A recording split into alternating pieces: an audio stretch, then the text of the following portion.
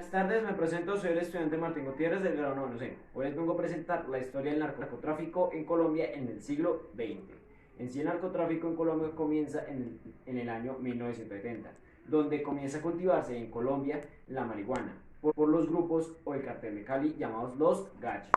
En este entonces, prácticamente Colombia no era tan diferenciado de otros países por la exportación de la marihuana, ya que cuando como se exportaba de Estados Unidos, la marihuana dejó de ser tan fanática como la cocaína, ya que en ese entonces la cocaína era mejor vista que la marihuana, ¿cierto? Fue cuando aquí comenzó a nacer el cartel de Medellín. Todo el mundo conoce el cartel de Medellín, donde prácticamente un joven Pablo Escobar y otros ciertos personajes comenzaron a crear lo que era la primera exportación de cocaína. Gracias a estos acontecimientos, obviamente, ellos comenzaron a recibir mucho dinero. ¿Quiénes eran? Pues los integrantes del cartel de Medellín en ese entonces, como ya dije antes, Pablo Escobar Gaviria, Gonzalo y Carlos Leve. Estos al enviar grandes aviones o pequeños aviones con grandes cargas de cocaína de Colombia a Estados Unidos, era recibido por cierta persona ya que le decía la patrona. Esta persona lo que hacía era recoger esta cocaína y comenzar a distribuirla por todo Estados Unidos.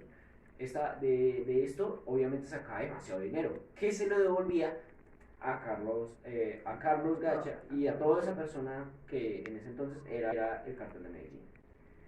Obviamente, después de estos acontecimientos, como ya dije antes, nació el cartel de Cali. El cartel de Cali fue prácticamente unos hermanos llamados los hermanos Orejuela, quienes tenían una empresa a su cargo que eran transportadores. ¿Quiénes son los hermanos Orejuela? Como ya le dije antes, estos tenían la gran empresa de exportación de madera a Estados Unidos. Ellos lo que hicieron para comenzar su propio cartel fue coger la cocaína que ellos pues comenzaron a prácticamente plantar. Cogían la cocaína, la metían dentro de la madera y esta madera, al ser exportada a Estados Unidos, prácticamente es como si estuvieran trasladando la cocaína para Estados Unidos. Sin ningún problema, simplemente no sabían que eran ellos gracias a que pues, la escondían dentro de la madera. ¿Cierto? Después de esto, ya habían dos carteles que producían grandes problemas en Colombia. El cartel de Medellín y el cartel de Cali. Después de esto, obviamente Colombia decidió coger cartas a la mano y tratar de acabar con el narcotráfico. Lo que hizo el narcotráfico fue muy fácil. Llegó el señor Pablo Escobar Gaviria, quien decidió llamar al grupo de guerrilla M-19 para poder unir un momento fuerzas y quemar el Palacio de Justicia. Esta quema prácticamente es como si hubieran eliminado todo su historial. Ya no los podían acusar, ya no podían decir nada de ellos, ya simplemente eran vueltos a vivir, a nacer en Colombia, ya no tenían ningún problema ilegal o algo que literalmente los hiciera a ellos para hacerlos ya encarcelarlos. Esto fue un movimiento muy peligroso. Después de esto llegó Luis Carlos Galán Sarmiento, un candidato a presidente en ese entonces a Colombia. Este personaje fue muy importante en ese entonces, fue una de las personas en la que decidieron pensar que tal vez él acabaría con el narcotráfico. Entonces lo que hizo Pablo Escobar fue mandar a un matón de los suyos a matar a este señor, a Luis Carlos Galán Sarmiento. Cuando lo mató, empezaron los disturbios, la gran era de problemáticas en Colombia, la oscuridad y muerte.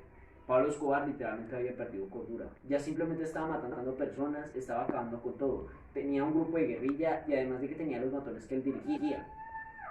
Ya con esto, Pablo Escobar se convirtió en uno de los grandes personajes poderosos.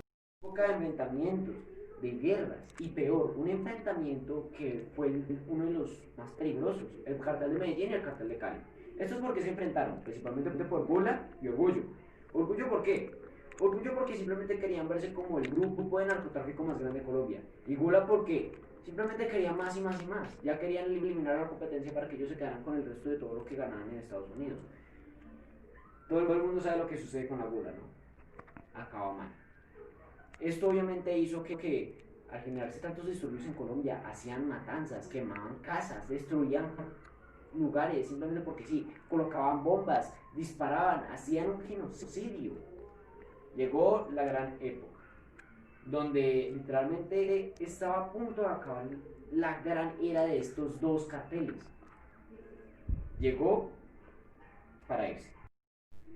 Después de esto, y después de todas estas cosas que estaban pasando, la policía no se quedó con los brazos cruzados. Decidieron crear un grupo de policías llamado el Bloque de Búsqueda.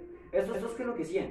Prácticamente el bloque de búsqueda eran unos ciertos policías que se reunieron para poder acabar con el narcotráfico de un puñetazo, poder acabar con ellos. Ya que prácticamente en ese entonces Pablo Escobar Gaviria estaba mandando a todas sus personas, a todos los sicarios, a todas las personas a matar a los policías. O sea, no solo estaban matando a los pueblerinos, a los ciudadanos, a los campesinos, estaban matando también a los policías.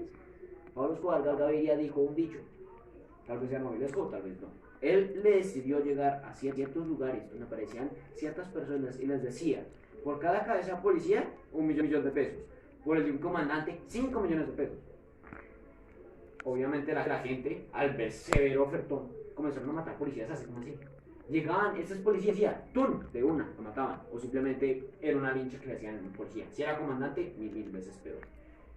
El bloque de búsqueda, al saber todo esto que estaba pasando en Colombia, todavía seguía intentando acabar con el narcotráfico. Hasta que por fin acabaron con el más peligroso de todos. Mataron a Pablo Escobar Gaviria. Obviamente el cartel de Medellín sintió una rebaja enorme. Ya no tenían a uno de sus patrones, al personaje en ese momento más rico del mundo, al más poderoso del mundo. El cartel de Medellín terminó muriendo por completo, ya que pues, las fuerzas de Colombia comenzaron a ganar y a ganar y a ganar. Cartel de Cali, ¿qué sucedió con eso? Todos los participantes del cartel de Cali terminaron con problemas penales en Estados Unidos. O sea que en este momento tal vez sigan vivos, pero están dentro de unas rejas en Estados Unidos, sufriendo las consecuencias de sus actos en 1900. Hasta donde no se sabe cuándo. Esta fue la problemática. Obviamente muchas personas dicen, gracias a que acabó esto, se acabó el narcotráfico. Mentira. El narcotráfico pasó a ser parte de la guerrilla, las FARC. Las FARC ahora es el que controla el gran narcotráfico en Colombia. Listo, profe. Esto sería toda la historia del narcotráfico en Colombia en el siglo XX. Obviamente todavía no ha terminado y todavía supuestamente yo creo que aún tiene muchas cosas que contar. ¿Cómo encontré esta información? La encontré gracias a mi abuela y a mi padre, quienes habían vivido todos estos acontecimientos y me pudieron hablar sobre lo que había pasado. También investigué en foros y en videos para poder saber más de este método y de lo que había pasado. No pude contar todo lo que pasó sobre el narcotráfico en Colombia en ese tiempo, gracias a que me quedaría muy largo todo el video y estaría muy mal resumido. Gracias a que hay un montón de cosas no las puedo resumir así como así. Por ejemplo, me faltó decir los grandes asesinatos que habían hecho, las grandes bombas, las grandes masacres, los genocidios. Y prácticamente se me olvidó decir el lado de dinero que también tenía el cartel de Cali. Se me olvidaron muchas cosas. No es porque las haya olvidado, se las sé. El problema es que pues no puedo colocarlas así de rápido en un video así de corto. Bueno, aún así, sí, profe, le agradezco esta oportunidad y que me detenga muchas